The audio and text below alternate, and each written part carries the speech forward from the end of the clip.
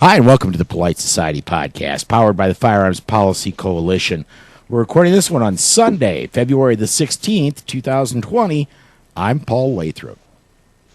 I'm Rob Morse, and we'll have a talk with a lawyer who's defending an innocent student who's been thrown in jail and left there for all the wrong reasons. I'm John Richardson, and we'll talk about anti-rights bills advancing in Virginia. I'm Gary Doherty, and we have a Chicago DGU that proves that things can work out even in a corrupt city. So climb aboard. Strap in. And hang on. Episode 530 of the Polite Society Podcast starts right now.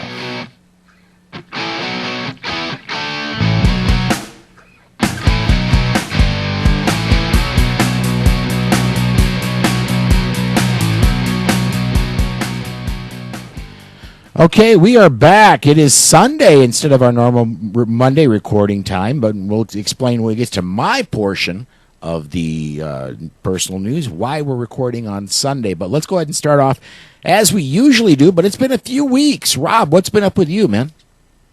Carried every day, been trying to exercise regularly. I live down in Louisiana. Now is the time when I can go outside. The middle of the summer, not so much. Put out the Self-Defense Gun Stories podcast. I got my NRA ballot today. I'll vote for Graham Hill, Judge Phil Journey, and Frank Tate. John, what's been new with you? Well, I'm finally over the bronchitis I've had since shot. In more pleasant news, I've used free time this week to mount a scope on a scout rifle, affix a red dot sight to an AMD 65, and to start learning how to use a cutlass. I blame Kat for the last bit as she inspired me to buy a Cold Steel 1917 cutlass, even if she doesn't realize it. This cutlass is not a carve, but a short naval sword used to repel boarders. I was going to say, yeah, I know. I had a friend that had a 1977 Cutlass Supreme. That thing had a 355 in that, and oh man, that was a hot car. But you're talking about something else. Yeah, mine's a little sharper. Hey, Paul, if John shows that cutlass, do you think he'll get arrested and thrown in jail? You know, there's with our interview this week, that's a distinct possibility. But there it is for those of you who are live on Facebook and who are watching this on YouTube later. You can see John up there. He's brandishing it well. So, Gary, what's been up with you, man? Carrying every day. Was in Texas, free Texas, for last week for business. That was great. And my permit's good down there. And that's about it. Just panicking. As we'll see, there's more bad gun laws coming in Chicago. And I'm a panicking. Dana, what's up? Well, I've been carrying every day as well. Just trying to get my ducks in a row for when we leave next week. So I won't be on the next two shows, but trying to get things in line ahead of that. I'm researching new holsters, trying to figure out what I want to buy. I've been using a belly band, and it works, but I'm thinking something else for inside the waistband. And I've got a gun belt I'll start working on this week. Got the leather right here beside me, and I'll get that started and maybe take it with me and work on it while I'm on the road. Amanda, I see you're wearing a red shirt today. I'm telling you. I definitely need the red shirt. It's back to John's cutlass kind of thing, because I am forming a protest against Hanoi Jane. If any of you guys remember who she is. Jane Fonda, who for some reason has been hired to come to Kent State University to be the feature speaker for the 50th anniversary of the May 4th shooting incident. Remember the students and the protests? So they were hired protesters, and they were students, and then there was the National Guard, and it all went south, and 4 people were shot. Crosby, Stills, Nash & Young wrote the song "For Dead in Ohio," all about it. Well, for some reason, the university has decided that Hanoi Jane is the person that they want to come and commemorate this event. So, she was anti-military. Whether she handed the little, research it, look at the stories that have been floating around for 50 years about her. She was definitely photographed sitting in an anti-aircraft pom-pom gun in North Vietnam, and she said negative things about our military. She said that our soldiers should be punished, that they should be arrested, that they should be tried. The military folks still hate her. They hate her, and if you've got somebody military in your family, let me tell you, most urinals have her picture on the bottom. I'm just saying. The university, this is a bad decision. It was a very bad decision. And I have made it very clear to my alma mater that this decision needs to be rescinded. I'm writing to everybody who's donated to that university. I am writing to the papers. I am calling. I am on a one-woman mission to get that witch out of my town. So there you go. What else are you guys doing, John? And that's in your spare time. I'm telling you, I am livid. I am absolutely livid. And yeah. So, John? Well, I wanted to just thank you for doing this because my dad, who was a World War II vet, also served 2 tours of duty in Vietnam. So thank you. Oh, no problem. No problem at all. I tell people that my nanny was a Marine, 2 tours in Vietnam, and then he came to live with me during my formative years. I blame him for a lot of what I am, or who I am, or how I am. We'll just say. All right. Back to you, John. No, back to Paul. Okay. Well, that leaves me and Susan. Susan's not going to be on the air tonight. She has to be to work at 4 a.m. tomorrow, and so she's already in bed. But she wanted me to mention that she's been starting to do some work with the DC project in their state contingency, where they're getting organized in each of the states. And so she's been doing some work here in South Dakota with that, and been having a lot of fun with one of her friends, Mary, who has been doing the DC portion of the DC project, and things seem to be going well there. Myself, as I said on last show, I spoke in Florida a week ago yesterday, and I made the trip back. I delivered on Friday up in the Minneapolis-St. Paul area and came back home. And next up for me is a trip down to Las Vegas. So it seems like when the winter is getting the worst up here, I get the best runs, and I'm not gonna complain about that in the least. The least negative runs weather-wise, at least. I get the best runs that way. Okay, let's go ahead and talk about training classes. Anybody have any training classes they want to promote? Gary, Amanda? I'm hearing crickets, so we're going to skip past that. I want to ask other people, please do listen to the other shows on the Self-Defense Radio Network. As you can see, if you are looking on video, there's a dozen shows right now on the network, soon to become more. Shows like our show, Modern Self-Protection, Riding Shotgun with Charlie, Armed Lutheran Radio. A dozen shows. They're all great stuff. Please give them a check, and you can listen right off the website, and subscription information for all the shows is right there. We are going to step aside to break. When we come back, we've got a story to tell you. A gentleman named Lucas Gerhard in Michigan. You're not going to believe this. 83 days in picture and counting on house arrest for a picture on social media. We'll talk about it and talk with his lawyer right after this. This portion of the Polite Society podcast is brought to you by the Armed Citizens Legal Defense Network. If you carry a defensive handgun, you need protection from the aftermath of prosecution. Even if you do everything right, you can be the victim of an overzealous prosecutor or even be falsely accused. That is where the ACLDN comes in.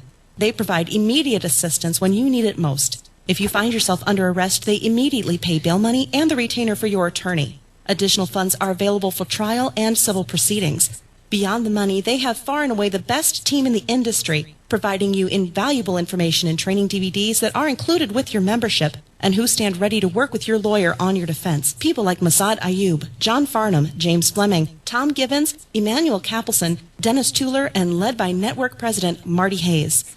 Initial membership is only $135 for your first year, and you get 8 incredible training DVDs and other educational material when you join.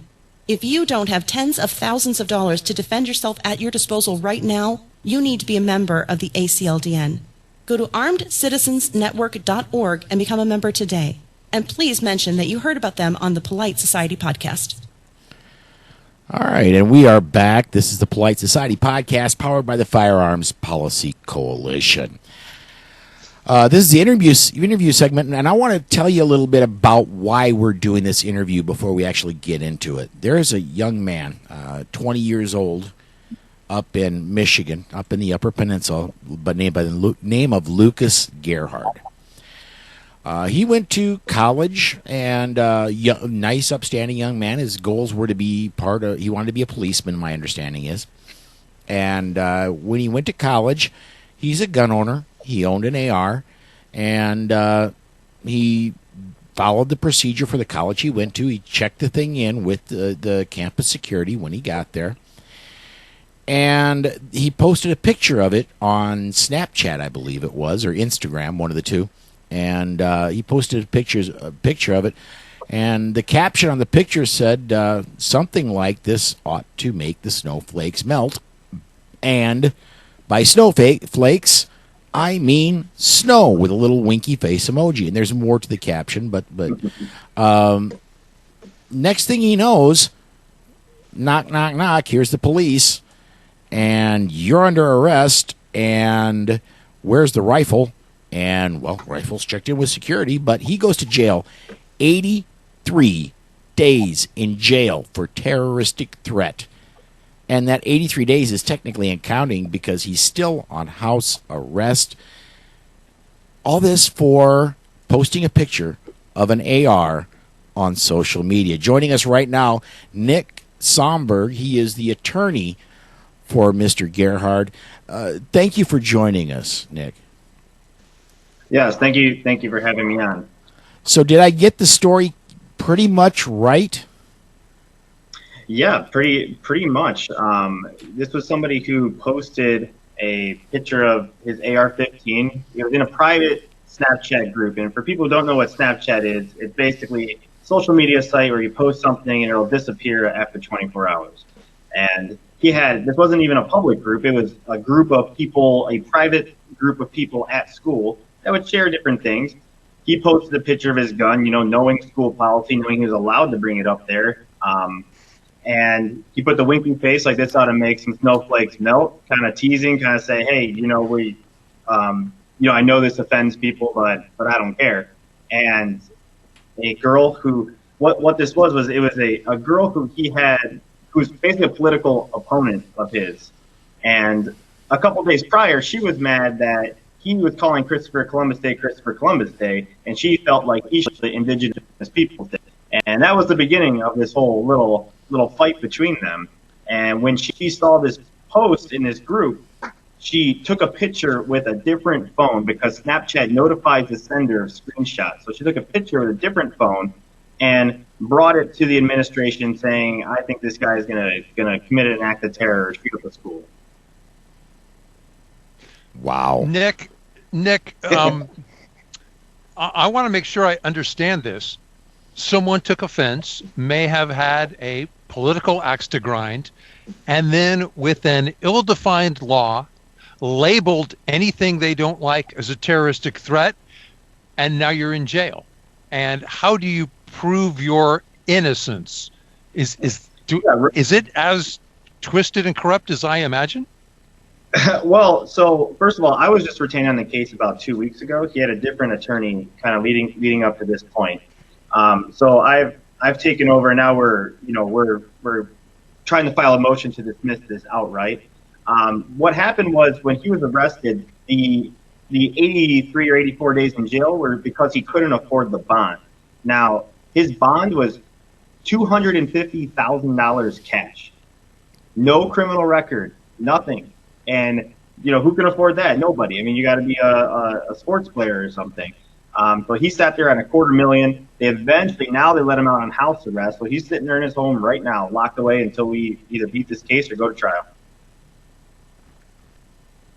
Oh, okay, but now I want you to go back and answer my question. If this seems as, how do I know if I've made a terroristic threat? And could someone who doesn't is this as capricious as it sounds, or am I missing some subtleties that make this pretty objective?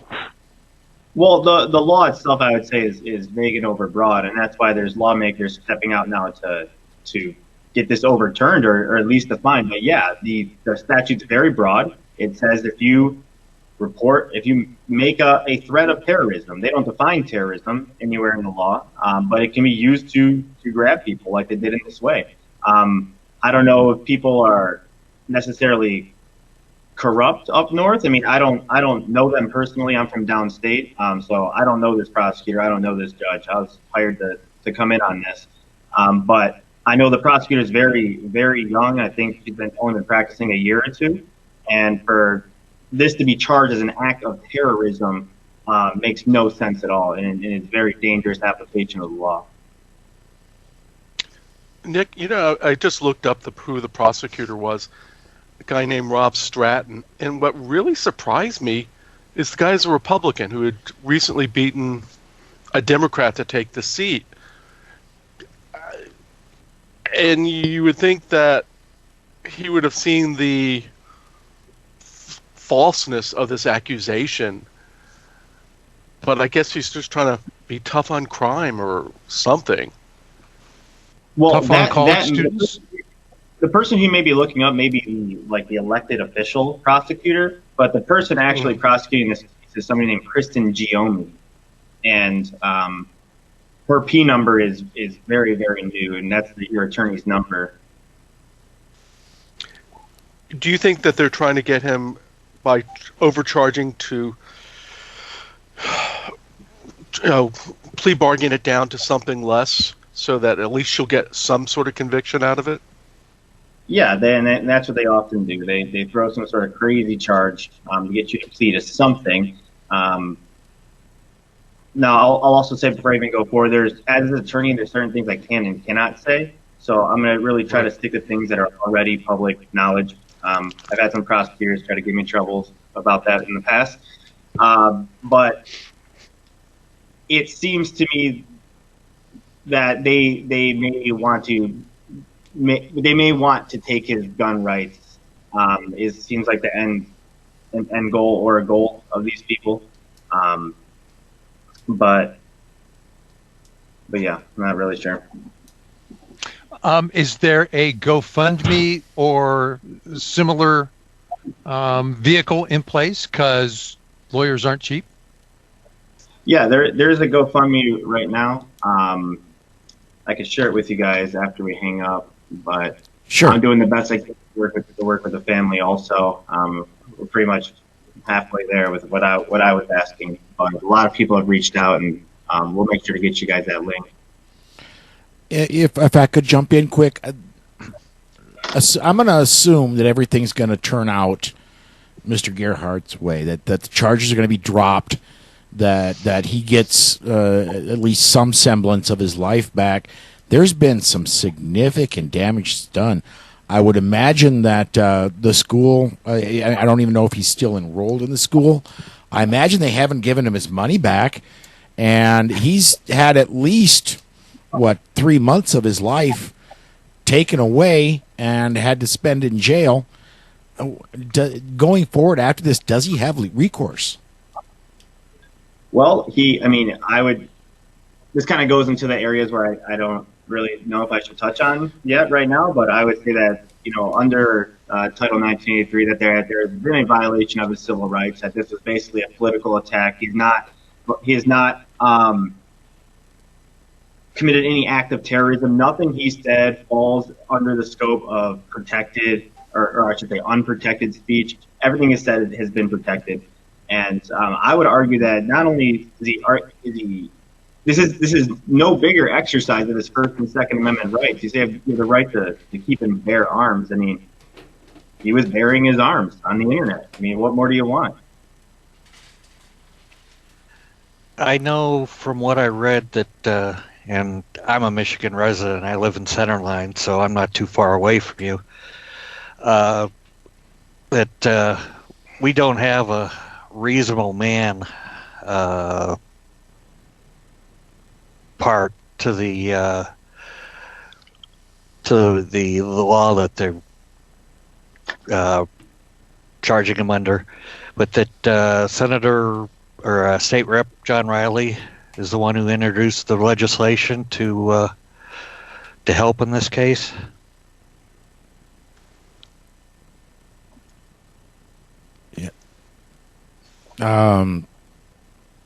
What legislation? I'm. This is new to me. Yeah, I think it's to better define what a terroristic threat is. If I read it right.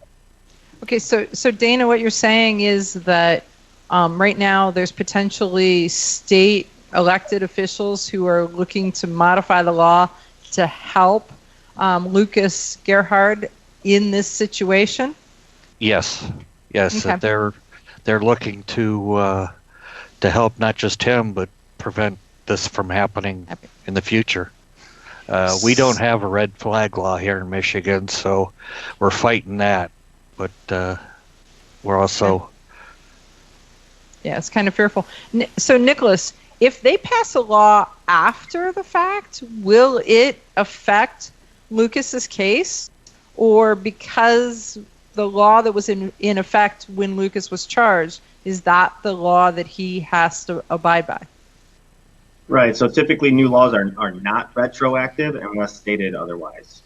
So he would be charged under the law as it existed at the time. But I would argue on its face that he did not he didn't even meet the statute as is, even if it's vague. And that's the basis of our motion for cause coming up. Interesting.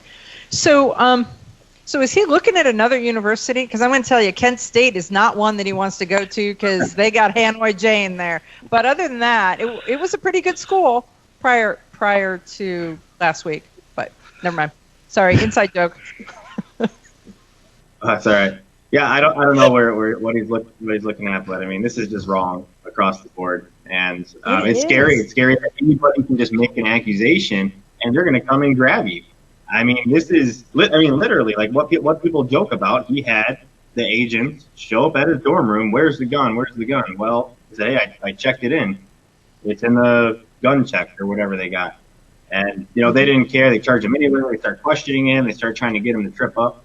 I mean, this is a good young man with no criminal record, no issues. It wasn't even somebody who's on the radar who would even be, under the red flag laws. So this person wouldn't even qualify nowhere near, under that. This could be any person near you sharing a photo between buddies in a private Snapchat group, and another person who by the way, he had this girl blocked after this whole Christopher Columbus thing. So he had her blocked. She gets somebody else's phone who's still in the group, takes a picture with the second phone. I mean, this is just, it's vindictive. So she finds him too conservative for her taste, and because of that uses these laws to punish him. And that is where the Pro 2A people are so fearful of this new wave of facts don't matter, emotions do. And so emotionally charged charges and emotionally charged laws and emotionally charged responses to things, that it's like, this is not how this works. This isn't how any of this works. And yet that's the reality that he is facing. And my heart bleeds for him. I mean, when I first saw this story, it was like, we've got to dig a little deeper and find out what's going on, because I just couldn't leave this one alone. We do have to. I got one thing I want to get to. We had a social media. Gerald says on Facebook, proving your guilt is what American justice is supposed to be. Most of us do not have the money to be innocent. It costs a lot of money for attorneys. So with that, we do have to run to break. Could I ask you to hang out one more segment with us, Nick? Yeah, absolutely. All right. We're going to step aside to break, folks. When we come back, we've got one more segment with Nick Somberg. We'll be right back with that right after this. This portion of the Polite Society podcast is brought to you by The Complete Combatant. The Complete Combatant is designed for a broad base of citizens that range from students that don't own a gun on up to advanced students that train often.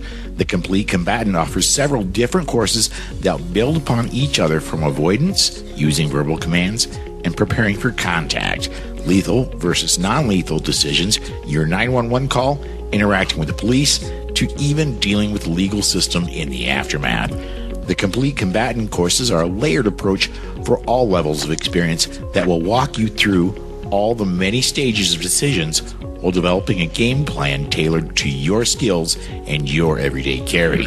Please visit www.thecompletecombatant.com and make sure you mention this ad to receive 15% off. Again, that's www.thecompletecombatant.com and mention the ad for 15% off.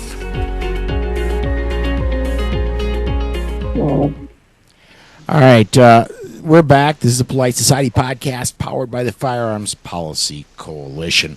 Our guest again this segment is Nick Somberg. He is the attorney for Lucas Gerhard, the 20-year-old up in Michigan who wound up in jail because of a social media post. Nick,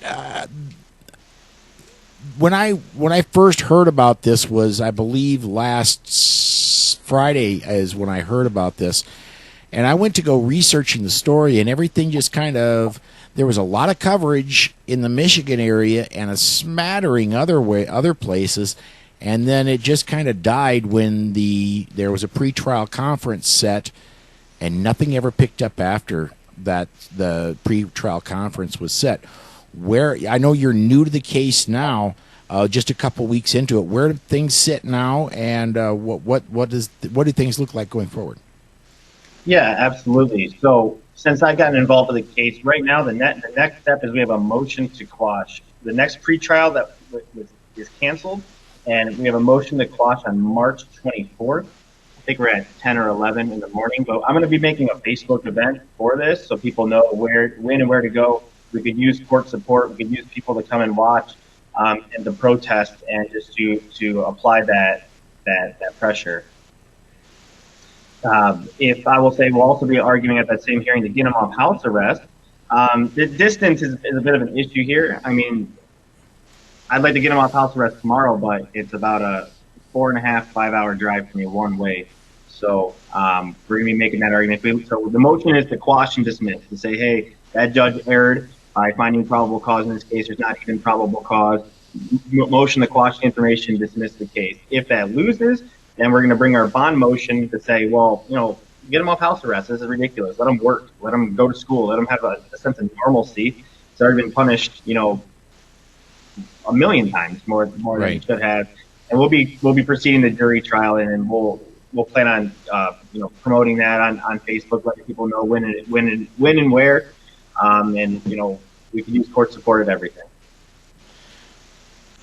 So, is right now with him being under house arrest, quite literally, he's allowed to be. He can't. There's no exceptions for. He can't have a job. He's kind of living off his parents now. I would guess, right? Yeah, he might become a Democrat real soon. Oh, wow. So is he? But he's on house arrest in his dorm, or he was expelled, and so he's at house arrest in an apartment or something 4 hours away from his parents. He is at house arrest at his parents down here, downstate. Okay, he's expelled from school. He was allowed an exception to come into my office and meet with me the other day. So he has these limited exceptions to meet with an attorney, to go to the hospital, those types of things. They're even, well, never mind, scratch that. Mm-hmm. Can't say everything. I wish I could. Sure. Sometimes we understand. The FCC says we can't say a lot of things that we want to say either. Amen to that. So, well, go on. so can you give me the best case? Well, I think you gave us the best case timeline. You asked for a dismissal, and what would a worst case timeline look like? So he's on house arrest. The judge says keep him there. When would he go to trial? Yeah, so worst case, so we'll say they deny the motion, they deny the bond motion, and we set a trial date. I mean, I would hope it'd be the next month at a minimum in April. But I mean, I don't know these up north courts. I mean, they could set it 2-3 months out. I mean, at a worst case scenario. I mean, I hope they're not going to do that. I don't think they're going to do that. But I mean, we'd want to get in there as soon as possible. And then the worst case is he is facing jail time that is how long? What jail time are they potentially trying to give him with these charges? Well, I mean, this is a 20-year maximum felony. So I haven't heard back. I've emailed the prosecutor. I've not heard back from her. I haven't had any dialogue with her personally to say, hey, what are you really trying to get out of this case? We explore. I mean, Lucas is not interested in taking any sort of plea at this point. It's kind of a stand on principle. But his worst case, 20 years in prison. I mean, that's even at a straight up conviction, that's not going to happen. His guidelines would likely even still have probation on the table, but they're looking to take away his gun rights. Is I believe the goal. We've got a comment on Facebook. Kevin says, "How can this even be constitutional?" And I'm gonna expand on that a little bit. I would think he's got some First Amendment grounds to stand on, but I certainly am not an attorney and don't even play one on television. Where does the First Amendment come in on this? Sure. Well, I mean, that's part of the argument in our motion is that this is protected speech. So they don't go out and list every single area of law that is protected. They mainly say, well, what is not protected? And there's 9 areas of unprotected speech. Most of them are obvious. You have things like fraud, defamation of character, true threat. So saying, I'm going to kill you, I'm going to do that. A true threat is not protected. Child pornography, fighting words. There's all sorts of areas. So you look at each and every one of these definitions and these cases where you say it's not protected speech, and he doesn't fit into any of them. Joking around or even being offensive is protected speech. So the court has a strict scrutiny standard to overcome here because he's protected. So I mean, that's his constitutional protections. And what is he sharing? He's sharing a picture of his rifle. I mean, what more do you can't even get more constitutionally protected than that, in my opinion. Well, let's talk one thing, because there's something that they do in Michigan that I don't hear about in any other place in the U.S. You guys can correct me, and that is taking a rifle to college. And even if you check it in, I mean, I'm from where I'm at, 34. We're not saying how many years ago. You used to be allowed to, but it has since gone to where there is zero tolerance to that. There is not a reason that's good enough to have a rifle at a college or a university in a lot of the states. So can we talk about that just a little bit? Because I think that's an anomaly to most of the listeners that we've gotten in our listener base. Yeah, I wasn't allowed to bring my rifle to school. I mean, I'm down. So there's downstate and upstate Michigan, and once you kind of cross Lansing and get to this up north area, it's a whole different culture, and hunting is huge up there. So I feel like most people, and this is as far as north you can go. It's up in Sault Ste. Marie. It's the top of the UP. So yeah, they let people bring their rifles to school. That was my first question too. I'm like, because he told me, he's like, yeah, you're allowed to bring it. You can check it in. I was like, oh wow. No kidding. I mean, I thought that was a little strange also. Okay. Yeah, once you pass the Zilwaukee Bridge, you're up north. Michigan State and I believe Hillsdale actually have shooting teams that participate. I know our Scholastic Action Shooting Program team has shot against with kids from Michigan State. So, Gerald has another question on Facebook. He asked, "Is he doing his school work at home? Is he still enrolled? Do you know? Is he still? He's out of college for right now." He is expelled. He's gone. Oh yeah. That's a whole separate fight getting him in the school. When it comes to school, I mean, you have even less rights. They have administrative policies where you really have no due process. They could just kick you out. No timelines. No. Okay, this is, in the court of law, you have timelines. This happens in 21 days. You have the right to this, the right to that. The universities can just make it up as they go. They say, well, we're going to kick you out until, we decide that you can have a hearing, and it's real messy. Wow.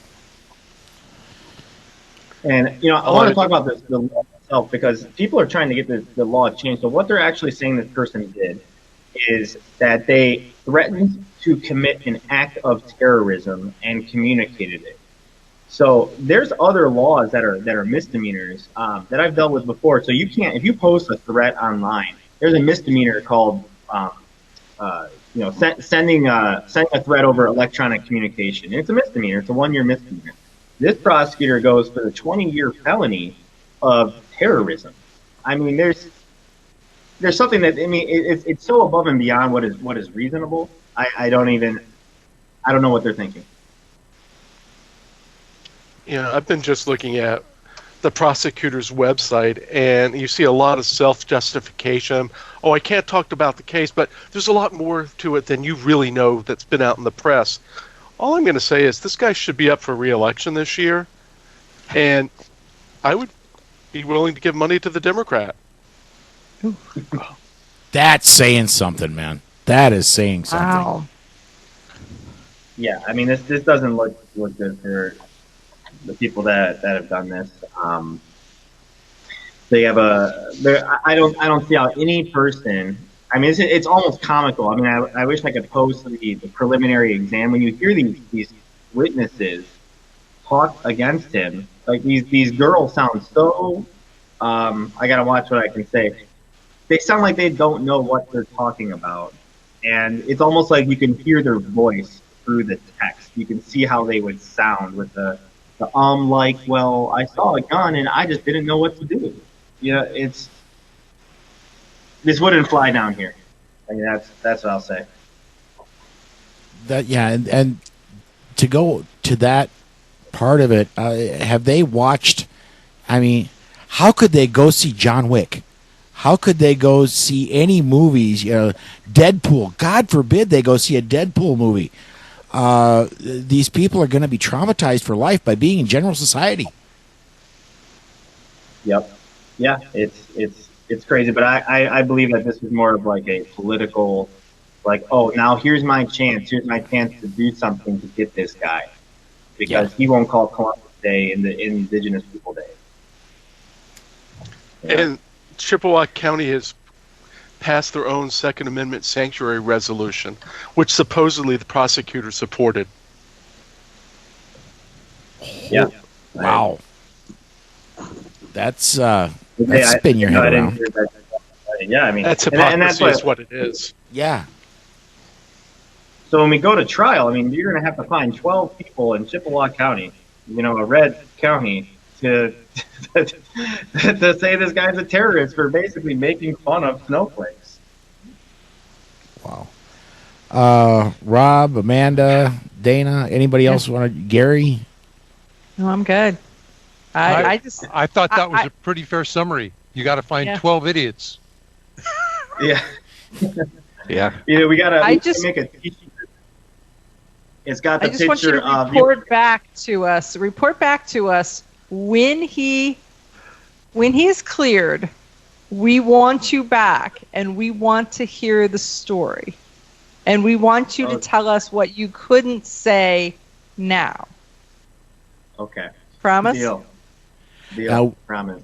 before we let you go, and we are coming up on the end of the segment here in just a minute or two, but I'm guessing, again, I'm not an attorney, but I'm guessing one of your strategies should be to go on places like Eye on the Target Radio, like Polite Society Podcast, try to get the word out. Is that a concerted effort that you folks are making, and have you got any appearances coming up that people could catch you at? Nothing for myself scheduled up after this. I mean, I just kind of, this isn't my only case. I'm super busy. I mean, I'm kind of relying on other people to sort of publish this and put it out there also. I will be making the Facebook event, so people can see what exactly is when and where. And if we can get court support, if you're in Michigan, if you're in northern Michigan, and you can make it out there and show your support. I mean, this is a public courthouse. You can walk inside, and you can certainly exercise all of your rights outside of the courthouse. Very cool. Well, I do think we're going to set it aside here, Nick. Thank you very much for taking time this evening to talk to us, and certainly we wish you all the luck with this case and your other cases going forward, man. Hey, thank you for having me on. I appreciate it. It was great talking to all of you. All right, we're going to step aside to break, folks. When we come back, we've got our news segment, and there's some nasty stuff happening in the Virginia legislature we'll talk about. We'll get to that right after this. This portion of the Polite Society podcast is brought to you by Concealment Solutions. Jason Christensen makes the most comfortable inside the waistband holster on the market, bar none. The Black Mamba. Some of the other products offered are the Sidewinder outside the waistband holster and Python gun belts. Every product that Concealment Solutions makes has unsurpassed craftsmanship that shows in the fit and finish of the product. Visit concealmentsolutions.com to view all of the products available, and you can get 10% off your order when you enter the promo code POLITICS in the promo code box at checkout. That's concealmentsolutions.com.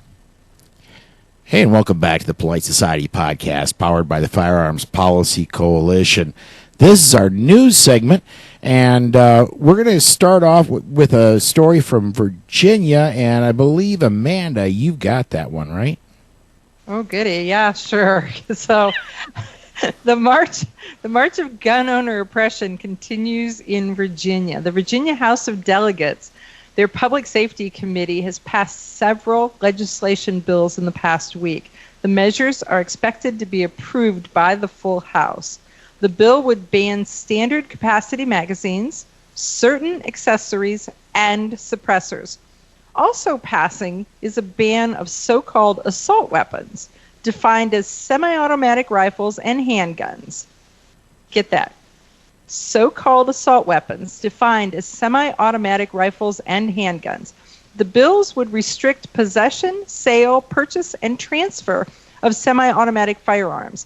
It would make anyone who possesses a legally purchased firearm after January 1, 2021, a felon unless they destroy or move them out of state or surrender them to the slave masters. So far, all measures with Governor, shall not say his name, Northam, that he's pushed have passed the House. The Senate, meanwhile, has set aside a number of measures, such as the assault weapons ban. The Senate will need to be the voice of reason, yeah, right, and stop the insanity before it reaches the governor's desk, because we know that if it gets that far, it will be signed into law. So failing to be... Okay, somebody just did something. Failing to be stopped in the Senate, our friends in the 2A community in Virginia have been preparing for the legal channels that they can mount to get these laws ruled unconstitutional. Remember, this is Virginia today, and tomorrow, where's next? Nanny Bloomberg's billions will be moving state to state until the entire country has become a gun-free zone. We all know what happens in gun-free zones. Only criminals will have guns, and the law-abiding citizens will be defenseless. Our inalienable right to life will be no more. So support VCDL, and the words are the Virginia Citizens Defense League, I think it is, the Second Amendment Foundation, and the other rights fighters so that they continue to fight for our right to life, liberty, and the pursuit of happiness. Paul? Elections have consequences. And I said this almost every time that we've had a story about Virginia since this legislature has come into session. Gun owners set this one out, and unfortunately these bills are coming out. I honestly believe these things are probably going to pass. They are probably going to get the governor's signature. Your best bet right now, Virginia, is the Second Amendment Foundation, because when you absolutely, positively have to sue everybody in the room overnight, talk to Alan Gottlieb. And they're going to do everything they can, and I believe they're going to make great strides. But, folks, if you're in Virginia and you're a gun owner and you did not vote in this last election, shame on you, and you darn well better make sure you're voting in the next one. John, what do you think, man? Well, first thing I was going to say, add on to what you just said, Alan Gura is located in Virginia, the rock star gun rights attorney. Mm-hmm. I just did a blog post today, and based on a New York Times article, and Bloomberg started planning this back as early as 2012 because he was claiming Virginia's so-called lax gun laws for crime guns going to New York City. He started by giving millions and millions to Terry McAuliffe to get him elected governor, to get gun control enacted. 2015, he gave millions to get Mark Herring elected by 900 votes. And he's been waiting and waiting and waiting. And now the bill is coming due for him, and he wants as much gun control as he can get. Pardon me, gun safety legislation. The militia rallied in several Virginia counties. That was good. What surprised me is that secession hasn't caught on. And there have been invitations from the West Virginia governor and their legislature for the border counties to join West Virginia. I'm surprised that hasn't been picked up. Amanda, what do you think? I'll tell you, elections, as Paul said, elections have consequences, but you need a farm team. So, folks, if you want to protect your state, how involved are you in politics? Do you know a good person? Can you prop them up? Can you help them? Because part of what happened in Virginia was they didn't even run candidates in multiple races. They don't have anybody there that wanted to run on the R side, that they didn't want to run on the Republican ticket. So there is that. And then the only hope then Virginia has is the Supreme Court. So right now, the Supreme Court we're waiting on the decision between the New York State Rifle and Pistol Association versus New York City. But there are 8 other cases that are just sitting at the Supreme Court that they didn't pick up and they didn't deflect it back. They're sitting kind of like they're sitting on your coffee table off to the side just in case. And when the Supreme Court makes a decision on the one case, they will then decide what they're going to do with these other 8. But that may help Virginia in determining that some of the laws that they're currently passing are not constitutional. So, Dana, what you got? Well, when it comes to politics, you need to be looking at the 2A stance of the candidates all the way down to dog catcher. Not just your state reps or your state senators or your U.S. reps and such. You need to start from the very bottom up, because those people move on up eventually. I'm going to jump in quick and I'll hand it back, but Kevin had a remark on Facebook. He said, Amanda, you must be mistaken because the anti-gunners don't want to ban handguns. Insert sarcasm here. I have to be wrong. I'm wrong. All right. Anybody else have a comment on this one? I do. Yes. Rob does first. The United States Supreme Court appears to have been reluctant to take up issues that could be resolved by the voters in the states. You know, hey, if you don't like it, elect somebody else.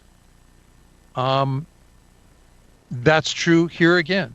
Now, what might get the Supreme Court involved is if we see counties start to secede. Whoa, yeah, we might want to resolve this peacefully before it becomes violent. And the other, Amanda, I have to disagree with you. I lived in Virginia. I've watched Virginia politics. The Virginia Republicans didn't support conservatives. They let Cuccinelli swing rather than endorse him.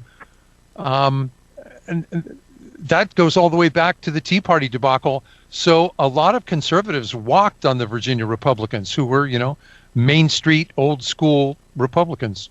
John, do you disagree or have another comment? Well, I'm going back to Amanda's comment about the farm teams. Moms Demand Action are now targeting school boards to get their members elected. That is your A-level farm team. We're not talking AAA baseball. We're talking A-level, the minor leagues. You go from school board to county commission, from county commission to state legislator, and then onwards from there. They usually start somewhere. Your politician like a John Edwards being elected a U.S. senator after just being an attorney, that doesn't happen that often. People usually build up to that level. Yeah, you're right, John. That's what's happening here in Illinois, too. They're pushing school boards hard. Well, and I want to. This came up when I spoke at Florida Carry later in the day, and it's come up here, and I want to post a challenge out to each and every person that listens to this show, no matter where you live. And that's this. I'm guessing north of 95% of the people that listen to this show are registered to vote. When you went to vote last time, if there wasn't somebody running in your district that didn't have a D behind their name, or you didn't, I mean, and I don't want to make it sound like all Democrats are enemies. They're not. There are some pro-gun Democrats. But if there's somebody you didn't agree with and they were running unopposed, have you thought of running?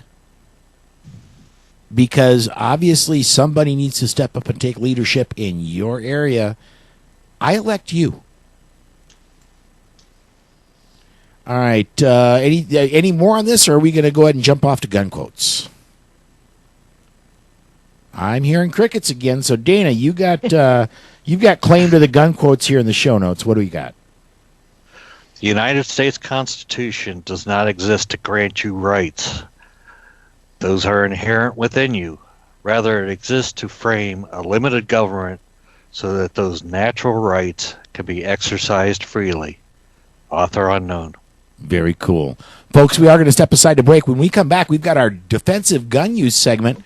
We'll get to that right after this. Firearm Safety Institute is one of Northwest Illinois' premier firearm training companies. They provide superior firearm training to all levels of shooters. Gary Doherty has been a trainer and concealed weapons permit holder for many years. While living in Nevada, he carried legally and has the experience to train you to do the same. Firearms Safety Institute offers a wide range of courses designed to meet the personal needs of both seasoned shooters and those that are new to the world of firearms. If you are looking to apply for the Illinois Concealed Carry License, Firearms Safety Institute can provide you with the professional training that meets the state's requirements. Gary accommodates classes of all sizes and can provide individualized instruction if that is your personal preference. He's happy to work with you and your friends to arrange private classes and will come to your location and work around your schedule. If you would like to get your Illinois CCW or increase your firearm knowledge or skills, go to firearmsafetyinstitute.com to start the conversation. Mention the Polite Society podcast and receive a 10% discount on your training. Remember, that's firearmsafetyinstitute.com. Get your Illinois CCW today. All right, and welcome back to the Polite Society podcast, powered by the Firearms Policy Coalition. This is our defensive gun use segment, and I need to mention these discussions are not legal advice. Some of us are trainers, but this is not formal training, and you need formal training. The defensive gun use segment is intended as information, not training. As always, the opinions of the hosts are only their own opinions and not those of any sponsors or other affiliations.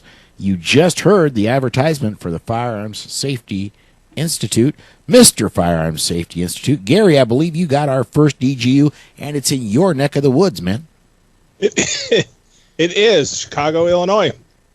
Ex-boyfriends and boyfriends who have been behaving badly as of late.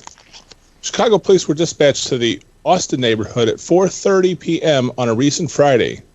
Once at the apartment, they found a wounded 34-year-old man who later succumbed to his injuries. A 43-year-old woman who lived in the apartment was in a relationship with the man. He was also residing at the apartment. She was the one who fired the shots that led to the man's death. According to sources, the two got into a verbal dispute which turned physical. The man shoved her into a wall. She reported to investigators that he said he was going to kill her. Both parties were armed at the time with .357 revolvers. Also at the apartment at the time were both the woman's younger sister and a 13-year-old girl. Police placed the shooter under arrest and questioned her sister. It was not clear if the young girl witnessed the shooting. The woman has a valid FOID card and is also licensed by the state to carry concealed, but as the paper properly reported, the shooting happened in her home, so that was not a factor. Investigators threatened first-degree murder charges, but the state's attorney declined to file charges. We conducted a thorough review of the incident after it was brought to us by law enforcement and concluded that the evidence and the facts were insufficient to support the filing of criminal charges, said Tandra Simeon, a spokeswoman for the state's attorney's office, in a statement. Paul? I've said this before. I'm going to say it again now. This comes back to, this is a person that they were known to each other. The person that was that was shot apparently was in a romantic relationship. At least he lived in the same house as the person that shot him. You have to be ready if the time comes. You've got to know whether you can do that or not. Secondly, I just found it's curious. They were both armed with .357 revolvers. It's not often that a revolver anymore is used in self-defense, and for both of I guess it just leads back to the they knew each other, they were involved, maybe they had matching guns. I don't know. It just seems unusual to me that both of them were armed with revolvers. Well, you think it should be a mixed message where somebody's into semi-autos, or is there... But Susan and I don't have the same guns. We do. One of the guns we have, we have similar guns in one instance, but of the other guns we own, I have a Glock, she doesn't, it's unusual. It seems to me that that two people. When was the last time we've all been through hundreds and hundreds of these? When was the last time you heard of two people going at it with revolvers? This is the first time I can think of it. Okay, Amanda, you're up in show notes, and I took us way astray. Yeah, I know. I'm looking at it going, the tough spot is that, as you said, do you use a gun against someone that you're in a relationship with? But you know them the best. And so you know what they're capable of. And so when it goes south, it can go south quickly and ugly. But in a lot of cases, it is still very, very difficult to use a gun to defend your life. But in this case, the thing that may be the deciding factor is the 13-year-old. Because to me, it's a whole lot easier to make a decision to use my gun to defend her than it would be to use my gun to defend me. Well, that's true. We talk about that on the show. Can you shoot someone you're in a relationship with? And if you can, if you absolutely have to. I don't know. John? Well, I was just going to say, back to Paul's point about revolvers, he needs to start checking out the I'm with Roscoe Facebook page. It's all about revolvers and self-defense. I'm writing that down right now. I'm with Roscoe. Roscoe. Isn't that a cool name for a revolver? Mm-hmm. I think it was a cool name for a sheriff. Yeah. On that note, John Mansavis. Well, our next story DGU comes from Charlotte, North Carolina. A Ballantine woman was at her car at 6:30 a.m. when she was approached by an armed 17-year-old male. He took her keys from her and attempted to steal the car. She had started screaming, which brought out a plethora of assistance. Her husband grabbed the suspect and began wrestling with him. Among the neighbors who came running was a Good Samaritan who had heard of Pogo. He ordered the suspect to drop his weapon, and after failing to comply, he shot the teen. He then held him to the ground until police arrived. The suspect was taken to the hospital for treatment. He was also arrested at the scene. A neighbor reported that neighbors surrounded the suspect to keep him from escaping. They said the woman said her husband had been shot. Charlotte-Mecklenburg police investigators determined the suspect had also been involved in a 4:30 a.m. attempted car theft. When the homeowner said something, the teen pulled a gun and drove away in a white Camry. They fired more than one. They fired shots as they drove away. 20 minutes later, police were called to an armed robbery. The victim told police a white Camry pulled behind his car and a suspect wearing a mask pointed a gun at him. The victim was also into Pogo and fired at the suspect. The thief ran away. Moments later, officers found a white Camry that matched the descriptions and tried to stop the car. The car was stolen. The driver proceeded to lead a high-speed chase, which ended up with the fleeing criminal crashing into a tree. That suspect was a convicted felon. Police say that they believe that all the crimes were related. Quote, these were very scary situations where our residents were confronted by armed suspects, said Captain Wagner. Wow. I wish the lady were armed, the original victim. I wish her husband was armed. It's great that her neighbor was armed.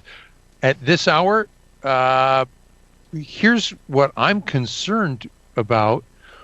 You hear somebody scream, you come out, you see your neighbor fighting with someone, that person has a gun. Who's the innocent party? If you saw it unfold and you know it's your neighbor, then verbal requests, the normal escalation of force, doesn't seem appropriate if your neighbor faces a immediate lethal threat. This guy is holding your neighbor at gunpoint. Why are you talking? And if you don't know what's going on, wow, now you've just thrown yourself into the middle of it. Amanda, talk to me. Am I off base? Well, yeah, I don't think you're off base at all. But what stuck out to me was they think that the crimes might have been all related. Think? Yeah, think. Or was it just a crime wave committed by white Camrys that day? It was right. My Camry is black, I'll have you know. Okay. Don't tell the news media. More white crime okay, sorry. Yeah, and here's these poor bad luck of the white Camry crime spree that they run into person after person after person that was Pogo, that was carrying. So I just have to say it couldn't happen to a nicer group of people. Paul? I'm going to jump in on the sarcasm point here and say that, the quote was, these are very scary situations where our residents were confronted by armed suspects. Armed felons? But I thought it was illegal for felons to have guns. They're not supposed to be able to get them. That's what gun laws are for, right? Yeah. You joke. Yeah. Joke. Yeah. Surely you jest. Golf clap. Very Yes, good, Paul. exactly. Surely you can't be serious. I am serious, and stop calling me Shirley. Enough airplane. We're going to go ahead and step aside to break. We're going to come back with one more segment, wrap the show up. We'll get to that right after this. In 1928, Germany required its citizens to register their firearms, making possible Hitler's 1938 Nazi Weapons Act, disarming all Jews. Now ask yourself, what is the real consequence of registration? All in favor of gun control, raise your right hand.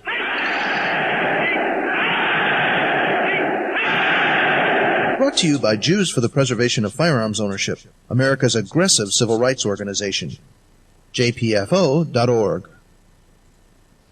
All right, this is our final segment of the Polite Society podcast, powered by the Firearms Policy Coalition. Before we go in and start talking about blog notes, I want to come across something. I want to bring up something, and my staff doesn't know I'm going to do this, that took social media by storm over about the last 24 hours.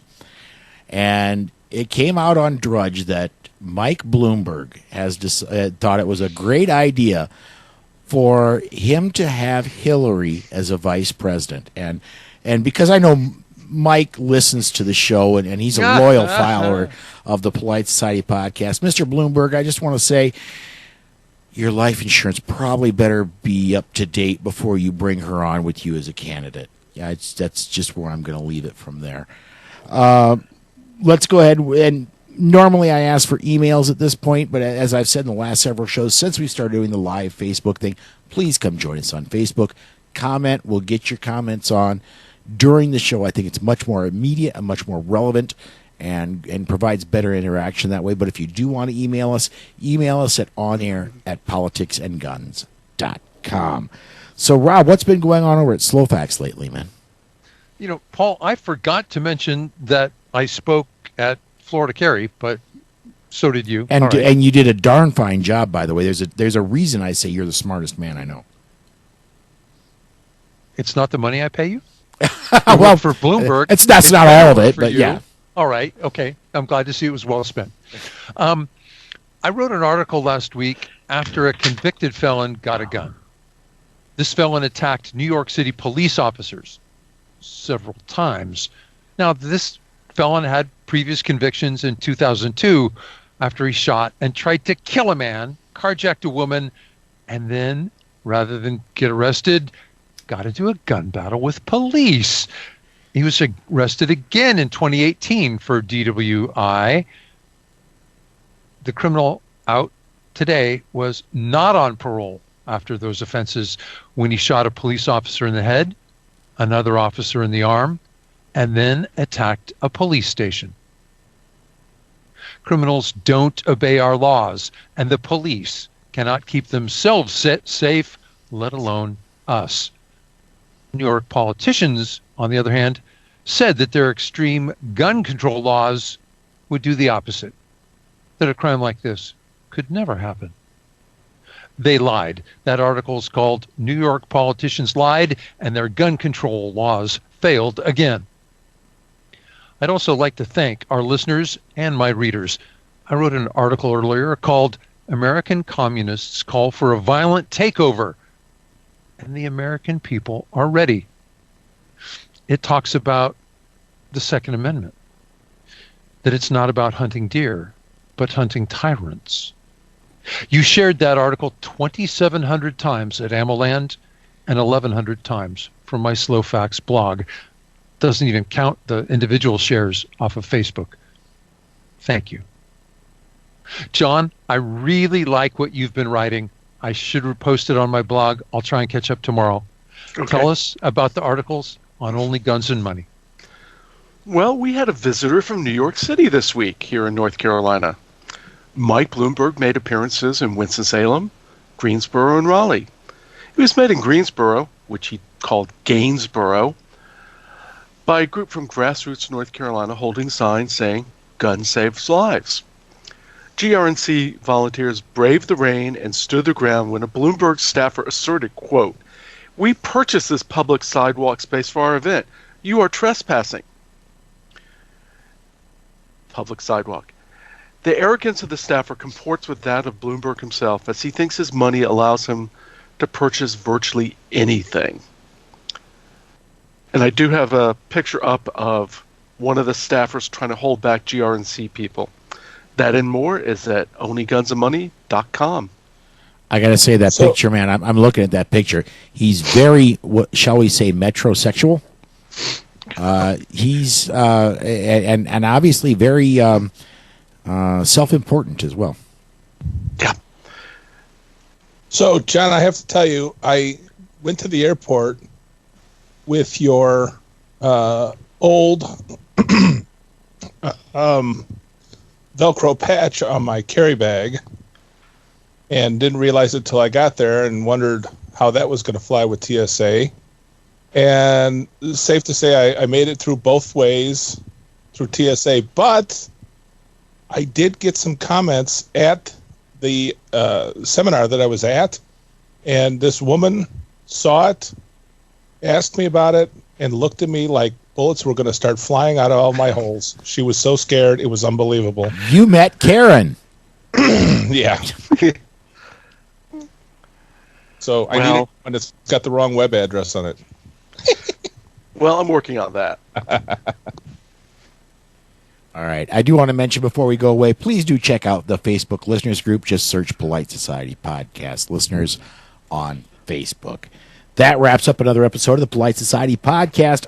I'd like to thank Nick Somberg for joining us today. So for Amy, Tracy, Belle, Kat, Dana, Gary, John, Susan, Rachel, Grant, Amanda, and Rob. Until next time, stay safe. Be aware. And we'll see you down the road.